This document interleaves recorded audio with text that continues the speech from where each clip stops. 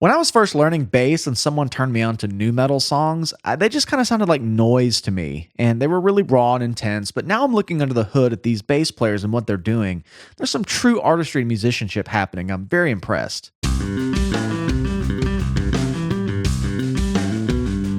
What's up, guys? Welcome back to Low End University.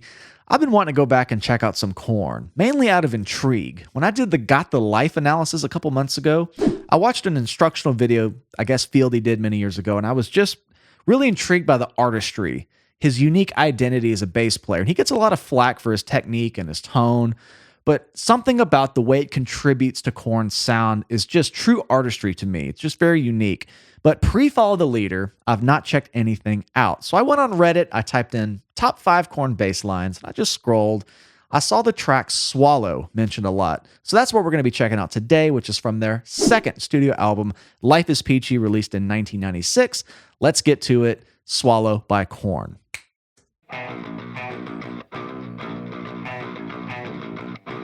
Yes. Whoa!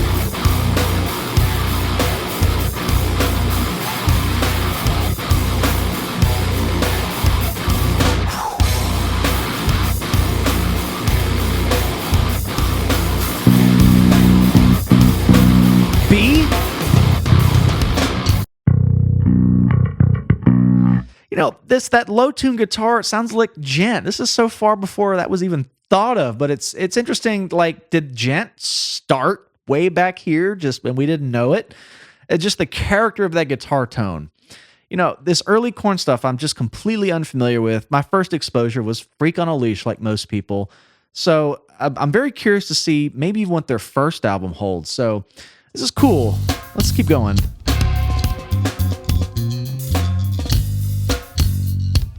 So clanky.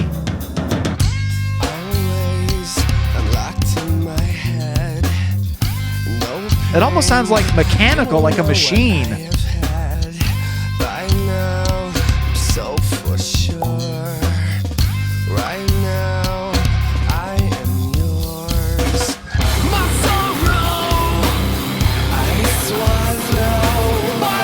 I really like how KoRn creates space for the bass. Oh, that rhymed.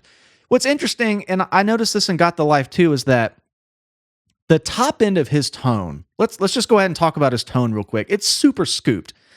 Weird to me. I love mids. I'm a bass player that likes mids. Scoop tones sound good in context, but by themselves, they usually sound just left to be desired, if you will. But there's so much treble, there's so much low end that it almost just... it attaches to parts of the drums in terms of how they occupy the frequency space. That top end of the bass tone, the sizzle just lines up right with the hi-hats, the cymbals, and that low end just it envelops itself around the kick drum. In a way, it makes the drum parts sound like the drums have notes, like they have pitched notes. It's really interesting how it fits in there. It's just quite a unique rhythm section concept. But when I hear the bass tone by itself, it's kind of addicting. It's very weird. It's just like very pleasing to listen to. It's got a smooth top end. Like there's probably some compression going on here.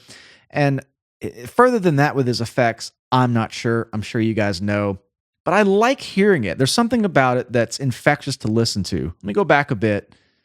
And he's locking right in and creating a little melody here, a little groove. It's cool.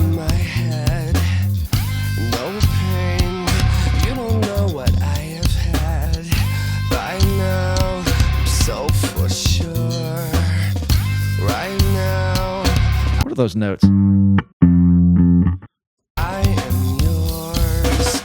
My sorrow, I swallow. See? Oh, hell no.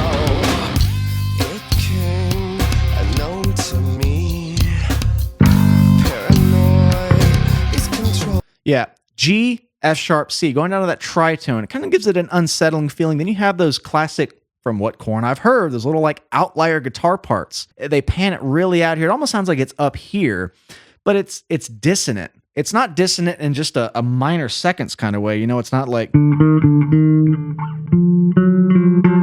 not necessarily like that. It's just almost like in a sound effect that's looming, like something's going to happen, while that bass is just holding down the groove.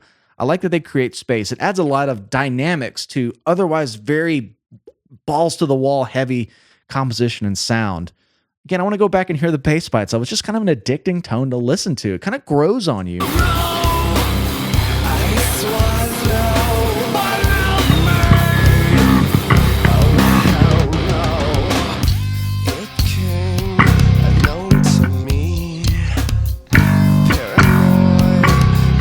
Love that tritone walk down there. Somehow, you're so pure right now. Shit, It's like a horror movie sound effect.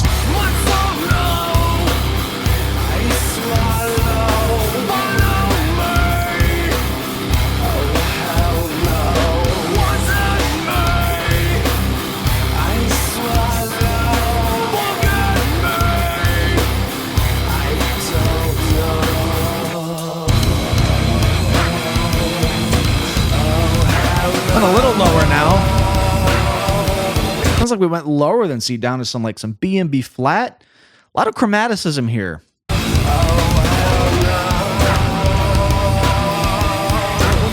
Some tritones.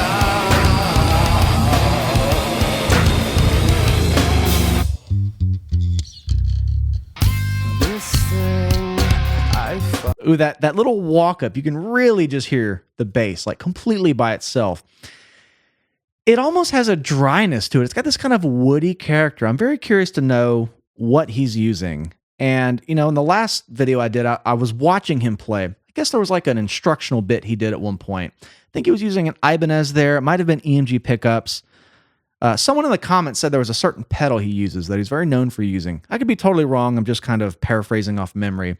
But if I was going to talk about the EQ of his tone, first off, again, scooped. I would scoop around 400 to 600 hertz just very drastically. So I've got an onboard EQ, a mid control, frequency sweep, treble, and bass. So I'm going to boost the bass all the way up. I'm going to boost the treble all the way up. I'm going to turn the mids all the way down.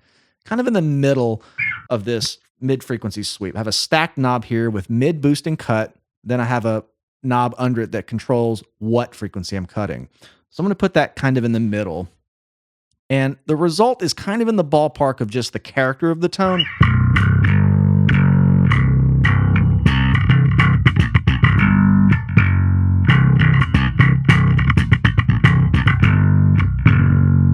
Now he has something on it that's giving it a little more of that top end saturation. And, I think they're down tuned. I believe KoRn down tuned to A standard with the down a whole step. Not sure if that's true for every record, but the character of the tone is kind of there.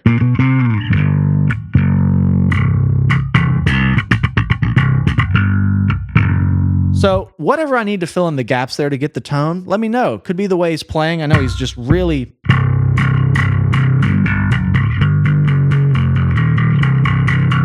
But as far as effects, this would be a really fun tone to kind of recreate on my own.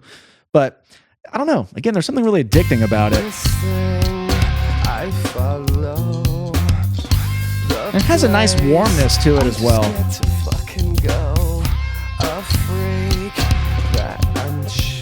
Sounds like a chainsaw.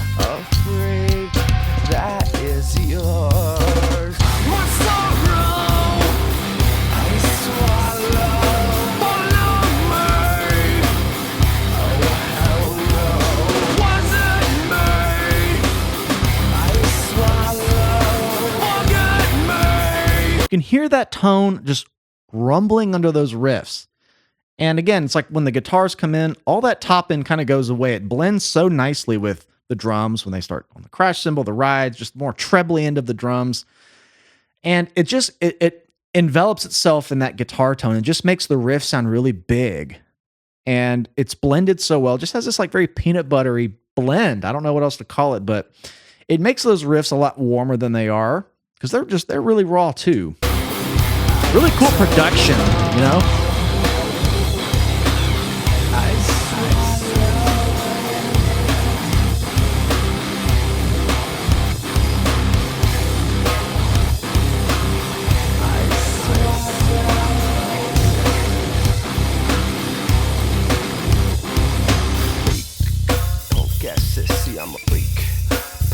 Okay, I kicked on a different patch here that's maybe a little warmer. Oh yeah, this is like my P bass tone. It's just got a little more warm character to it. I can't remember what effects blocks. I'm using a Line 6 Helix, but using the onboard EQ to boost the treble, boost the bass, cut the mids, but with a more warm patch that I already had to kind of make a P bass sound on a non-P bass instrument. That's got a lot more of that KoRn character.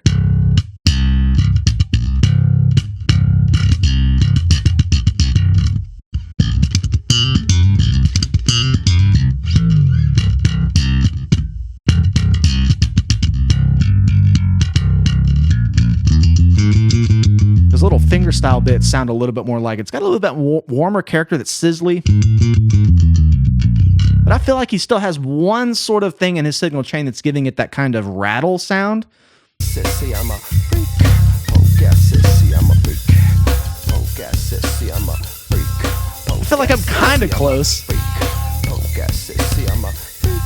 Oh, gas, sissy, I'm a freak. Oh, gas. On the right channel, I've got that just like sounds like the guitar player picking the strings up here. You know, you can get that kind of effect, or just some kind of pick scrape. I feel like they just took guitars, bass, and drums and got really creative with the sounds they could get out of it. You know, you don't hear these sounds in other bands, at least I don't. But there's something really artistic about how many different sounds they're getting out of just some instruments. Now, I know they have some effects and some hip-hop elements that are really kind of tropes of that genre, which make them all more unique. But I feel like they're just getting a lot of sounds just from those few instruments. Really neat. Yeah, that little thing over here. I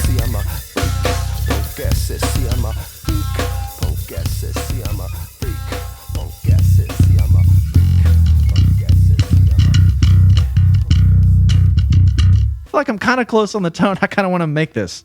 Really cool. Really cool. I think for their time, KoRn were just incredibly unique. You know, I haven't listened to their newer stuff. I see they released an album back in 2016, which sounds so recent, but that was 8 years ago, 7 years ago. But these earlier records I haven't checked out. And their first album being called KoRn, coming out with a self-titled in the early 90s. I'm really interested to go back and check that out. If you have a request from that album, I'd certainly love to check it out. But again, my KoRn exposure started with Freak on a Leash, like everyone else's. Like, well, not everyone else's, but most people. That's their biggest song. 200 million plays on Spotify. But I feel like there's a lot of cool bass stuff he might have in their discography I'm not familiar with. But it's an acquired taste tone. It's an acquired taste genre. But I'm just appreciating the unique identity of him as a bass player. You know, can't remember if I told this story in the last video, but when I was in about 7th or 8th grade, I had my eye on playing bass. I just thought it was a cool instrument, but a good buddy of mine was wanting to play bass too, and we kind of bonded over this. This was in middle school. And he said, I think I'm going to buy a bass. You know what I want to do? I just want to tune it down and slap it like KoRn. And I'm thinking, that's a really specific reason to want to buy a bass, but I think about that story now and I'm like, Fieldy inspired someone to want to do what he did, to go out and pick up a bass and just recreate whatever he was doing. That means his tone, his playing, his music was making somebody feel something. It resonated with people. And I think that story probably is pretty ubiquitous among younger kids hearing KoRn, wanting to play. They just want to make that sound. It's something visceral about it. I can respect that all day long, despite this not being my favorite genre. Not even my favorite tone, but there's something just so like slightly infectious about it that I really like listening to it. Those little isolated bits were just like little bits of ear candy. I just like the warmness and the visceral character it adds to the song. But let me know what else I should check out. Nu metal is one of these genres I just am rediscovering much later in life. As I said earlier, I listened to some growing up and it just sounded like noise, but under the hood, bassists like Fieldy, Ryan Martini, who are totally polar opposites, still contribute this really raw nature to the music. It's just hard for me to describe, but I'm just really appreciating it nowadays, especially on this channel when I critically listen to songs.